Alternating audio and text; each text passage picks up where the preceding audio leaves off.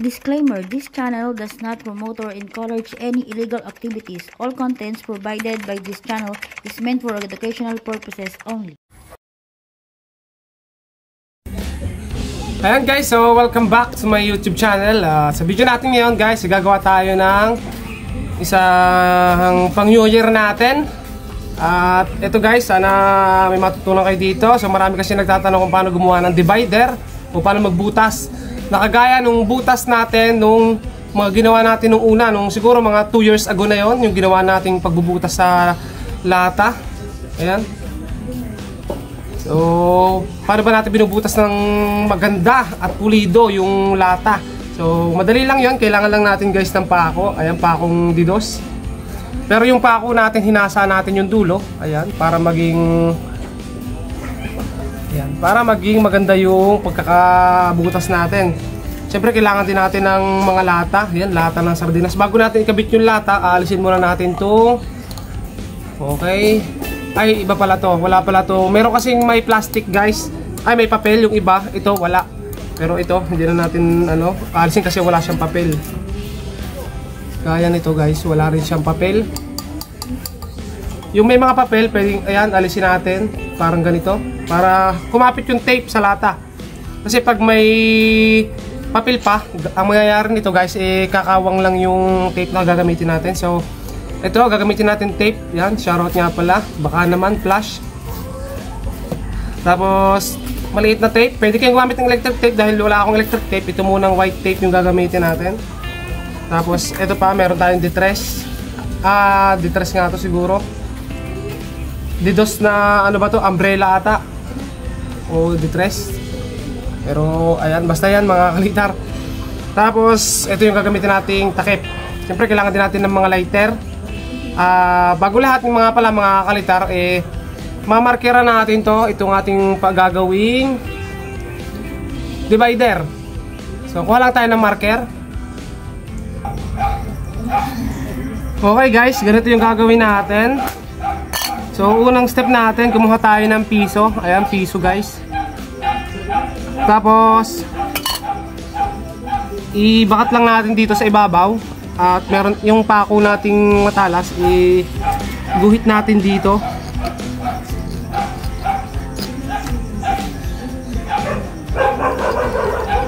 Pasensya na guys kasi maraming aso dito sa amin, maingay.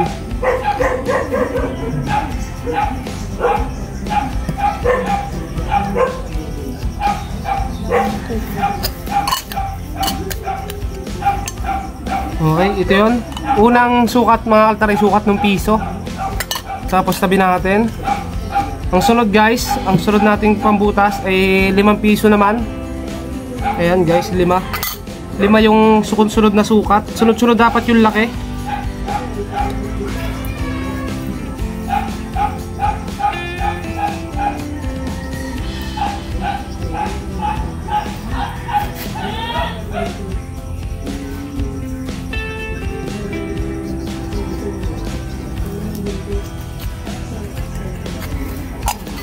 Okay yan guys, may guhit na yan.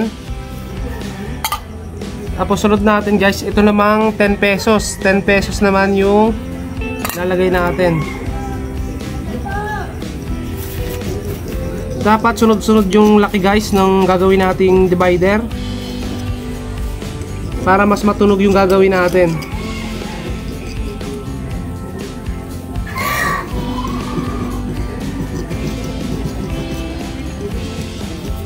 So guys, ginagawa natin ay hindi lang basta tayo nagbubutas, kailangan pulido. Pulido kasi tayong gumawa guys. Ayan guys. So next natin, gagamitin natin itong pako, bubutasin natin. Yung una, yung size na piso lang mga kalitar. Bubutasin natin siya na parang ganito. Lang natin.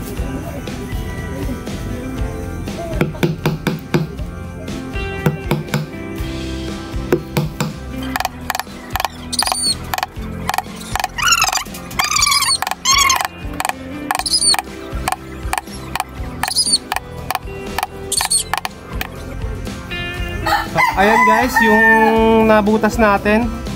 Tapos aalisin natin yung pinaka itong pinaka nasa gitna. So madali lang ulit yan. Pupukin lang guys, parang ganyan. Tapos sundutin lang paloob, palabas ulit. Tapos sundot ulit hanggang sa matanggal natin.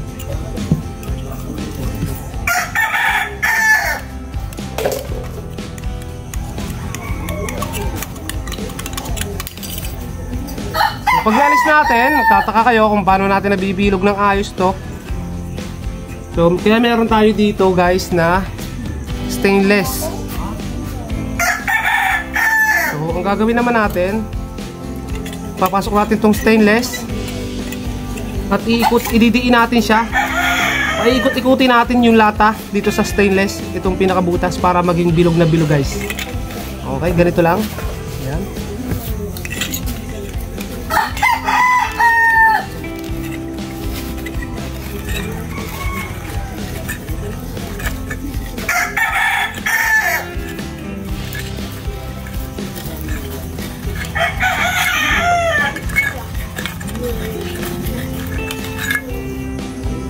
So, ayan guys, yung pinakabutas ng divider natin. Kita nyo kung gaano kaganda yung bilog niyan.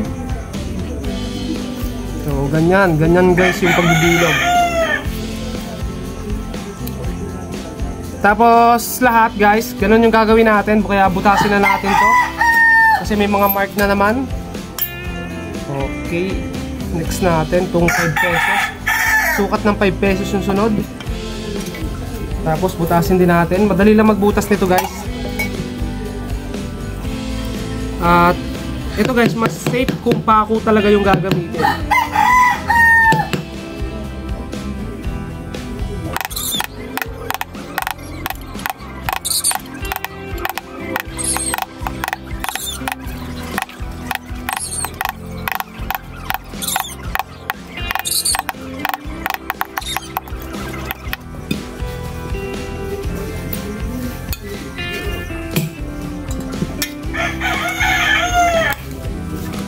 So, ganun ulit yung process. Ito na yung nabutas natin.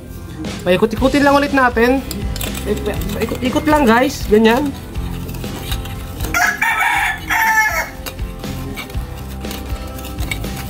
Para ma-perfect yung ating ginawang divider o yung butas. So, yan, ganyan lang guys. Napakaganda at napakalinis tignan. O, di ba? Tapos sunod natin to guys, pangatlong divider na tayo. Sukat to ng 10. 10 pesos guys, 10 pesos na sukat.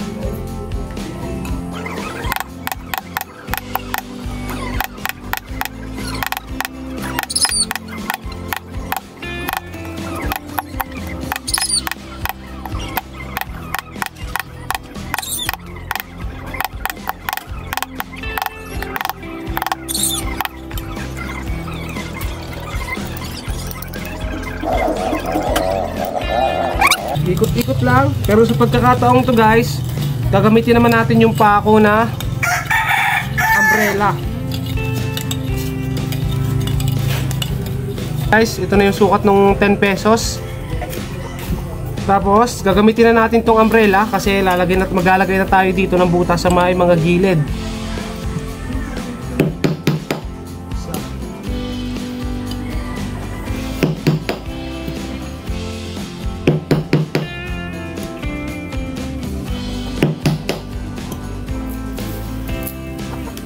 So ayan guys, apat lang na butas pa-cross.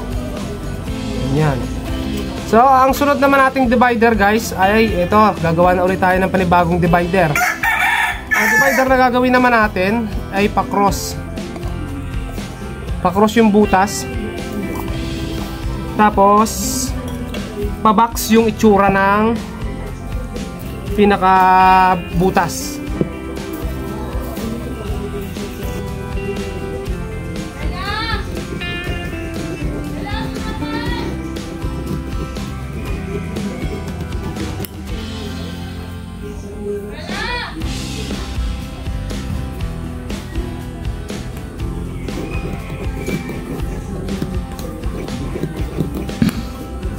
So ayan, maglilinya lang muna tayo ng cross. Kita nyo guys yung cross, may cross dyan. Tapos butas-butasin natin ng pako para maging pabaks yung kanyang korte.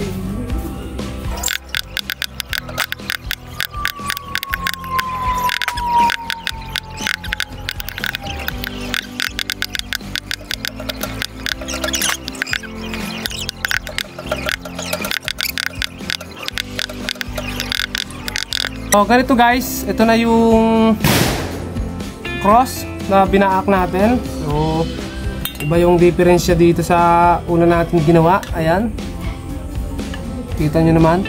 So ito pa bilog, pero ito magiging pa-box to kasi itutupi natin to papasok sa loob. Ayan, ito yung pinakahuling divider guys. Tatlong bilog na divider at pinakahuli box.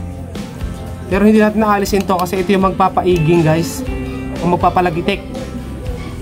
Tutupi lang natin to papasok pa ilalim para maging box.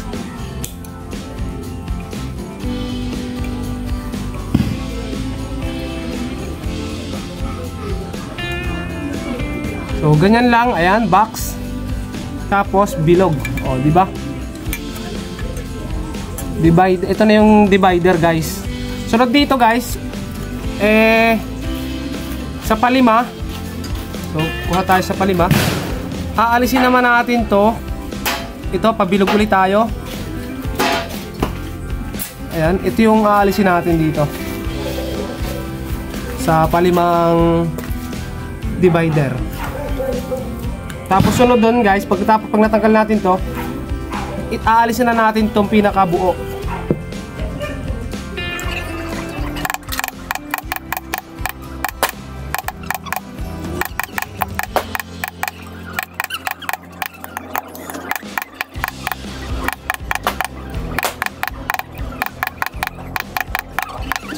Okay, ito guys, aalisin na ulit natin to. Ayun, ganun lang.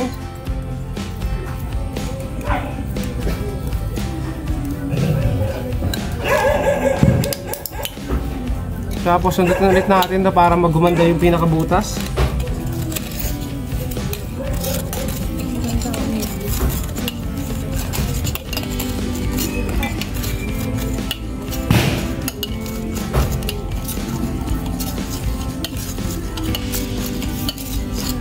Ayan, ganyan, perfect na butas na ulit. Meron na ulit tayong perfect na butas. Ito nyo naman guys, oh.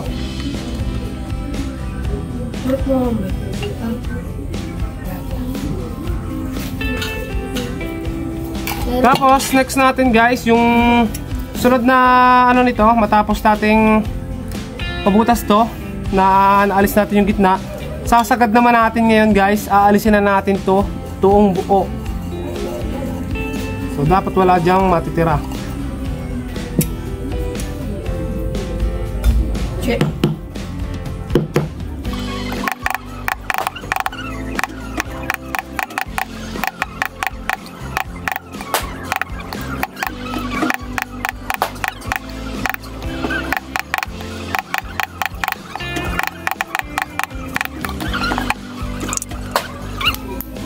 Okay yan, alis na natin guys. So alisin natin yung mga talim kasi may matalas to. Dapat lang natin sa pinakagilid. Ganyan. Tapos ito, ganun din yung pinakahuling lata. So ang naging divider lang natin guys ay 5. Nag-umpisa tayo sa piso, 5 piso, 10 piso. Tapos yung pinakita natin, yung pinakagilid na aalisin, may tirang konti. Ito box. Ayan. Ito yung pang-apat natin, itong box. Ito yung box na divider pang-apat. Tapos ito yung pinakahuling divider. Tapos sunod wala na. Tanggal na lahat. Yung idudugtong nyo, depende kung gaano kahaba ilalagay nyo. Pero yung akin guys, 7 lata lang yung gagawin natin. Okay, kasi na rin natin ito.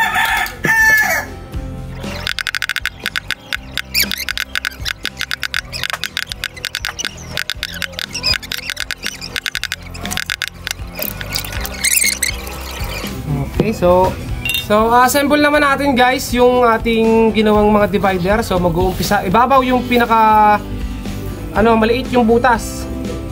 Sunod, kumbaga ito yung pisong butas na ginamit natin. Sunod dito guys ay itong 5 piso. Ayan, magkakasunod lang. Tapos sunod, next natin 10 piso na may butas sa gilid na cross. Okay? So, assembly na natin. Gamit lang tayo ng kahit tape lang na white tape.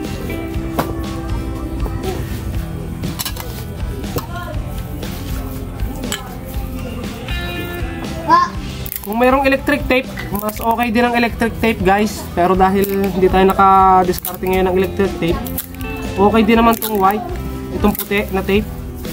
Kasi makapit din to. At hindi lang naman itong tape na itong ilalagay natin kasi mayroon pang pasunod.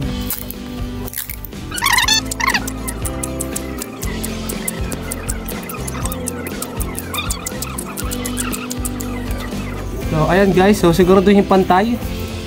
Next natin itong pangatlo, itong sa sukat ng 10 piso. So mas maganda kung makukuha nyo lata guys, itong ganito na hindi naaalis yung tatak. Kasi ito nakasakto o nakasigo. Ayan.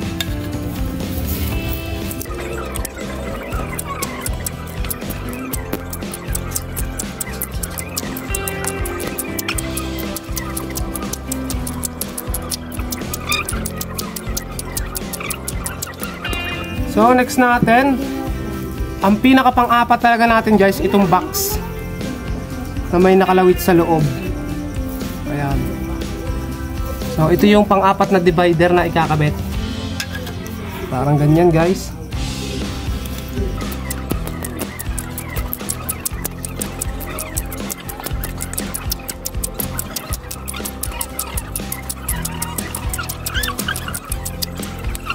Okay, sunod natin. Palimang divider guys. Ito na yung konti na lang yung natitira sa gilid.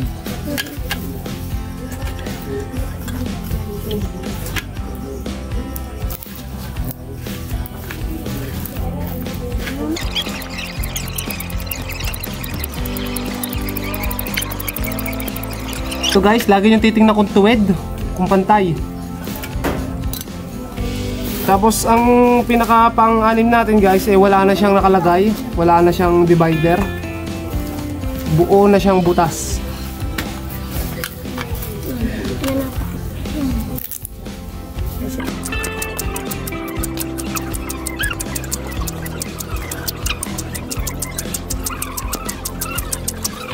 Tapos lata natin guys, ito.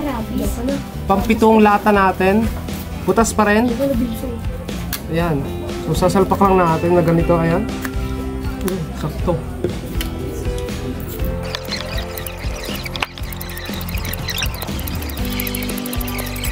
Ito guys, yan, buo na natin. Next natin dito guys, magkakat na tayo ng Mountain Dew. At maglagay muna din tayo dito ng tape bago natin ipasok para wala siyang singaw.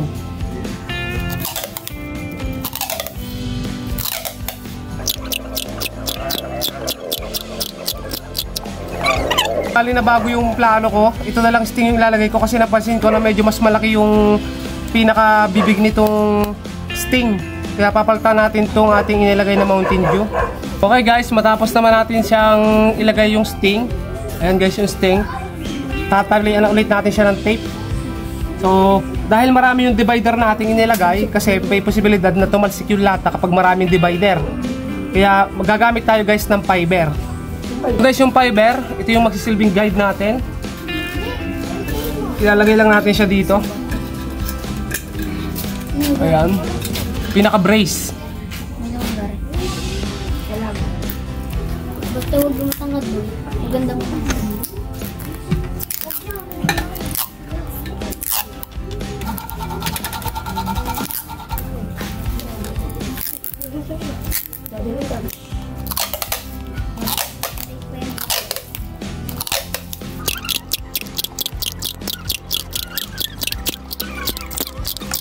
Nga pala guys, itong fiber na ginamit ko ay dun sa payong. Ito yung sa payong na fiber. Ito matibay ito at kaya natin nilagyan kasi pag dami ng divider may posibilidad na tumalsik yung lata. Kaya pag mayroon ito, hindi siya tatalsik guys. Pwede hindi kayo maglagay nito kung ang mga divider nyo o 3 o 2 lang.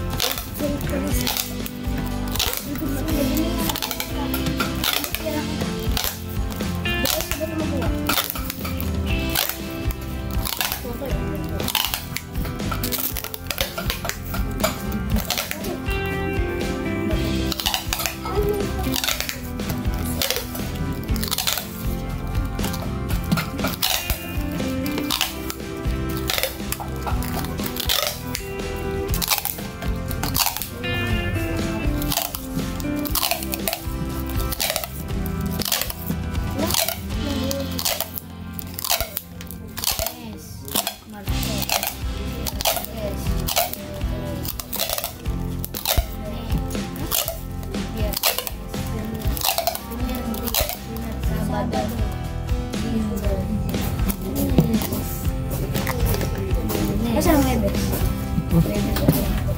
Yung tape yun. Okay, ito na guys yung ating flash na paingay. Ang ngayon naman guys, gagawa tayo ng igniter o ng magneto guys na magsisilbing pinaka gatilyo. Okay guys, ito na yung flash natin na ano na paingay. So pang New Year. So ito, sound check naman natin guys. So isang beses lang natin sa sound check at okay na yun. Ito nga pala guys yung gagamitin natin. Ginawa ko ito nung nakaraan at ayun. Sure naman to na nadiklap. Ayan.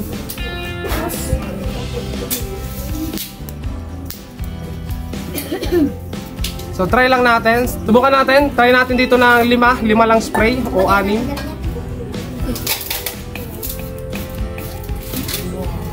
Okay. Linisin mo natin kasi may sting pa guys.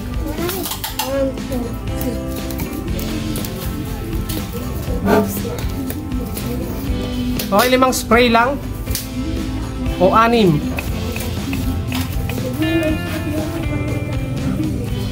Shake please.